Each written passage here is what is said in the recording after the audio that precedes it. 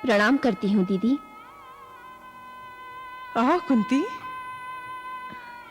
पहले सोचा आप गांधार देश की यात्रा से थकी आई होंगी, फिर सोचा चल के मिल ही लूं। दीदी, मैं आपका आभार प्रकट करने आई हूं। आभार? कैसा आभार? दीदी, आपने गांधार की सीमा पर जिस प्रकार मेरे पुत्र अर्जुन और भीम की रक्षा की है, उस उपकार के लिए मेरे पास कोई शब्द नहीं है। कुंती, आयु में मैं तुमसे बड़ी हूं, किंतु लगता है सठिया तुम गई हो। नहीं दीदी, बात को हंसी में उड़ाकर आप मेरी इस धारणा को नहीं बदल सकती कि मेरे पुत्रों की रक्षा करके मेरे वंश पर उपकार किया है आपने। कुंती, यदि तुम वंश की रक्षा की बात करती हो, तो मैंने गांधार जाकर अपने स्वर्गीय भाई शकुनी के वंश पर उपकार किया है।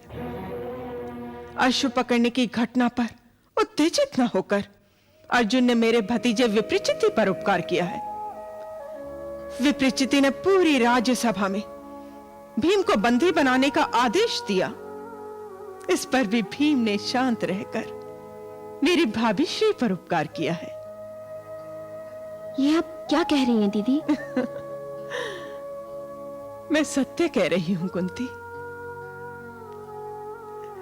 कभी कभी मैं सोचती हूं कि कर्ण, युधिष्ठिर, भीम और अर्जुन जैसे पुत्रों की मां तू है। तेरी सरलता वंदन योग्य है, तेरी नम्रता सम्मान के योग्य है। किंतु कुंती, इस सरलता और नम्रता के आचरण में तू अपने पुत्रों से उनके वीर होने का श्रेय मत छीन।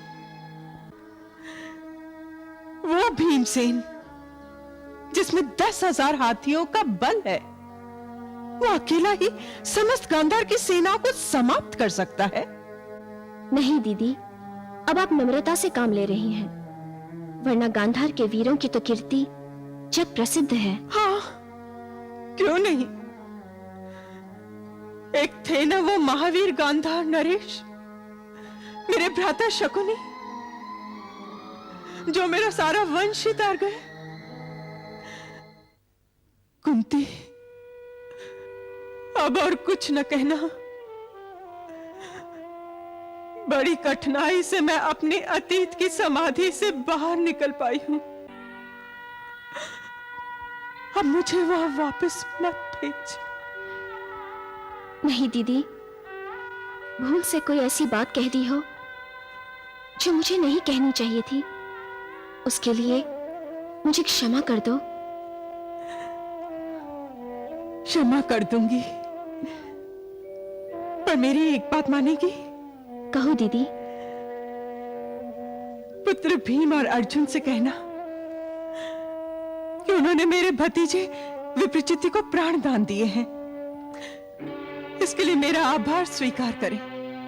दीदी, बस बस कुंती, अब और कुछ न कहना, अब और कुछ न कहना।